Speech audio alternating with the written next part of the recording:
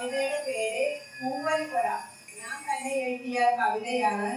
ഞാൻ തന്നെയാണ് ഇതിന്റെ ട്യൂണും ചെയ്തിരിക്കുന്നത്. മുറ്റത്ത് ഞാനൊരു വാഴ നട്ടു, ചുറ്റും മതിലുതടമെടുത്തു,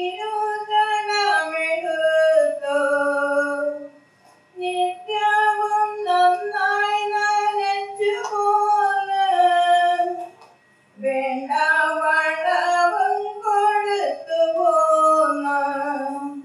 നാളുകൾ അങ്ങനെ നീങ്ങിടുമ്പോൾ വാഴയും വേഗം വളർന്നു വന്നു.